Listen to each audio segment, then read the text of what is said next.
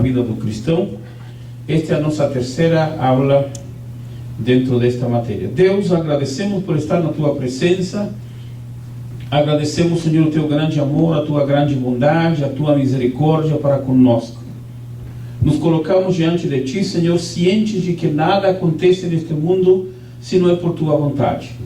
Todas as coisas estão controladas por Ti, pois Tu és o Deus governador, o Deus que controla, que dirige e que faz as coisas acontecer.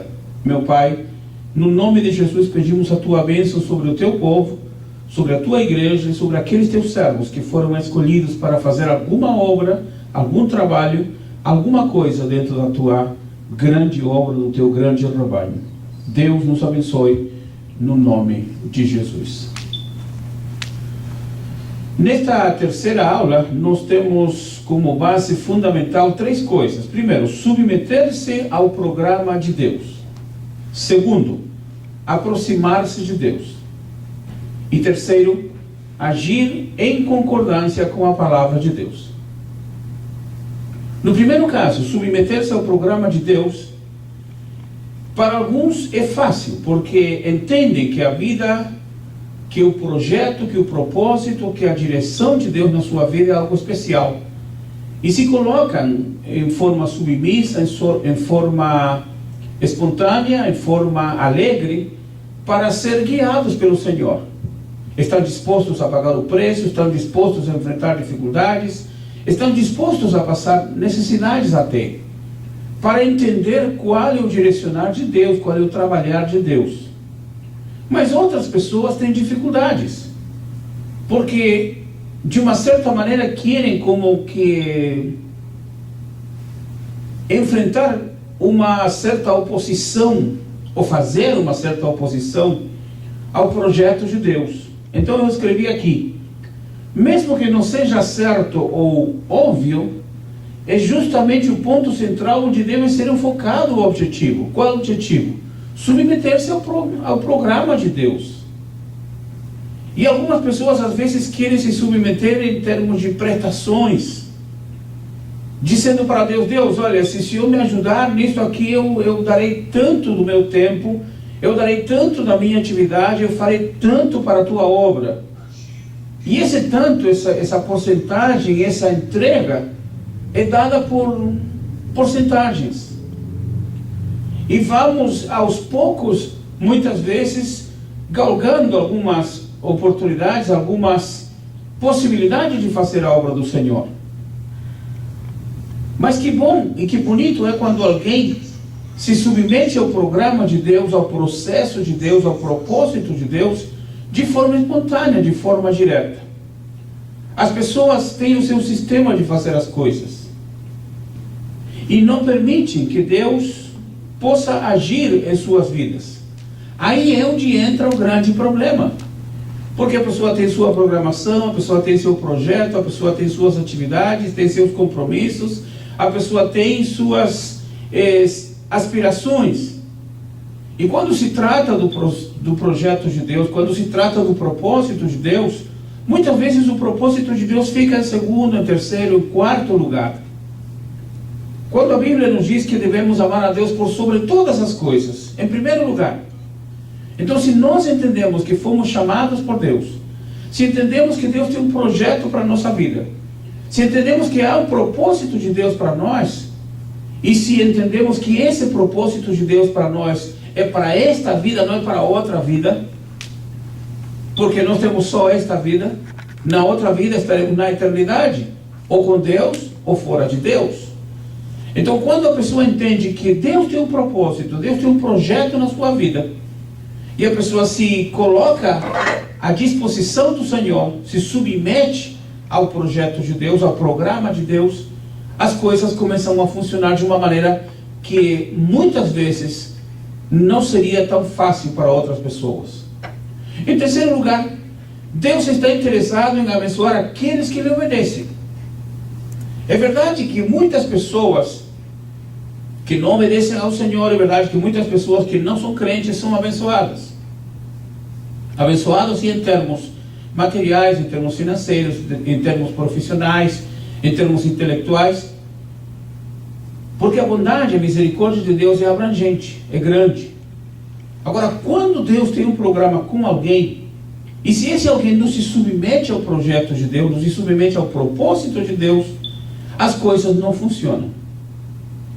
Há muitos exemplos, muitas pessoas que têm consciência que Deus tem um projeto, têm consciência que Deus tem um chamado na sua vida, têm certeza de que Deus lhes escolheu para fazer algo, mas não têm a coragem. E essas pessoas enfrentam grandes dificuldades, principalmente em termos de aceitação, em termos de convicção, em termos de realização espiritual. Porque a pessoa não entende que se Deus está no controle, se Deus determina todas as coisas e escolheu sua vida para fazer algo na obra do Senhor, a pessoa não entende que se coloca nas mãos do Senhor, se coloca para que Deus faça alguma coisa em sua vida, quem vai tomar o controle da sua vida é Deus. Então, se a pessoa se ajusta ao programa de Deus, Deus começará a fazer obras, Deus começará a realizar milagres. Agora, não esperemos que aconteça um milagre todos os dias. Deus pode fazer porque Deus é Deus. Mas não queiramos pensar que o mundo espiritual é uma fantasia espiritual, como muitos crentes fazem. Muitos crentes imaginam o mundo espiritual como sendo um mundo de fantasias. E não é bem assim. A realidade é bem outra. No mundo espiritual há grandes batalhas, há grandes dificuldades, há grandes desafios. Foi o Senhor Jesus Cristo que disse: no mundo tereis aflições. E quando ele diz que no mundo tereis aflições, ele não estava dizendo só aflições em termos de situação material. Não. Porque se a pessoa está realmente ligada em Cristo, quando há situação material difícil, a pessoa se deleita, se alegra no Senhor. Deus faz milagres, Deus opera maravilhas na vida dos seus servos. Pois está escrito que aqueles que temem ao Senhor não terão necessidade de nada. Isso é uma palavra que está dentro do programa, do projeto, do propósito de Deus para a pessoa que tem consciência de que Deus tem uma obra na sua vida. Em segundo lugar, então, em primeiro lugar é submeter-se ao programa de Deus. Em segundo lugar, aproximar-se de Deus. E aí nós vemos uma coisa que aparentemente seria como que contraditória. Pregar que o crente tem que se aproximar de Deus quando todos os crentes estão querendo chegar mais perto de Deus. Em tese, todos querem estar mais perto de Deus. Na ideia, todos querem estar mais próximos de Deus. Na realidade, são poucos os que chegam próximos de Deus. Nós vemos quando Jesus estava com seus discípulos, ele tinha os seus 12 discípulos, os 70 que ele mandou, e muita gente que acompanhava o Senhor, que às vezes eram multidões. Mas quando ele subiu para um monte, só lhe acompanharam 2 discípulos. Então, nos grandes movimentos há muita gente. Os que estão mais perto de Jesus são pouquíssimos. E entre esses 12 havia só um que se recostava no ombro do Senhor. Ou seja, o mais chegado a ele, o mais próximo a ele. Aproximar-se de Deus significa diminuir o ritmo de vida e tomar o tempo necessário para ouvir, primeiramente, a voz de Deus. Aproximar-se de Deus, para alguns, seria tão difícil, porque teria que deixar uma quantidade de coisas, teria que se afastar de muitas coisas. Biblicamente, para se aproximar de Deus, é primeiramente necessário aprender a ouvir a voz de Deus. Aprender a ouvir o que Deus quer falar para os nossos corações. Não pensar que Deus quer falar alguma coisa conosco, porque às vezes nós queremos colocar palavras na boca de Deus.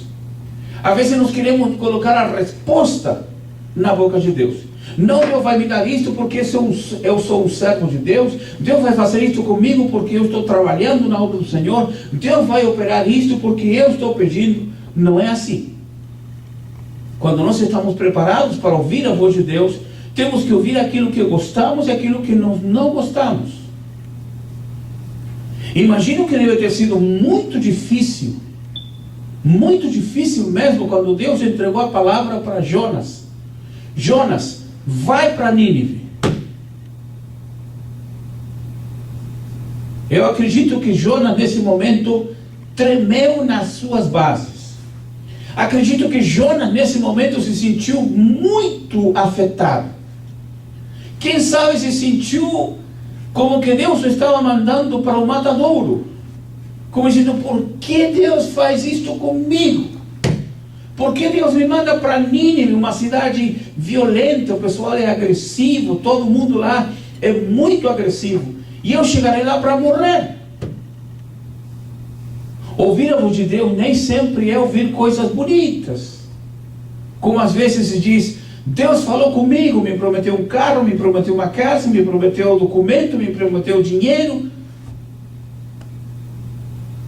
Ouvir esse tipo de coisas é agradável. Mas ouvir o que Deus disse, muitas vezes não é tão agradável. Às vezes Deus manda alguma coisa e não é tão fácil de fazer. Deus disse para Noé construir uma arca. Levou quase 120 anos trabalhando para construir a arca. E foi Deus que falou. Se fosse nos dias de hoje, muitos crentes iriam dizer, não, para trás de mim, Satanás. Não é Deus que está falando comigo. Como é que Deus vai me colocar para trabalhar 120 anos para fazer uma arca? Não é Deus. Então, é necessário, para se aproximar de Deus, aprender a ouvir a voz de Deus e ouvir com submissão. É difícil para fazer, mas Deus falou. É uma ordem que Deus entregou, uma palavra que Deus deu, uma direção que Deus deu, tem que ser feito. Paulo queria fazer a obra do Senhor, mas ele disse, eu fui impedido pelo Espírito de Deus. O Espírito de Deus impediu Paulo de chegar numa cidade. Quando ele viajou para outra cidade, o Espírito de Deus lhe impediu ir para aquela outra cidade. E na terceira cidade, o Espírito de Deus lhe deu um sonho. E nesse sonho, Paulo viu um homem vestido com uma vestimenta diferente, que representava um outro país, uma outra cultura. E Paulo entendeu que o Espírito de Deus o estava enviando para esse lugar.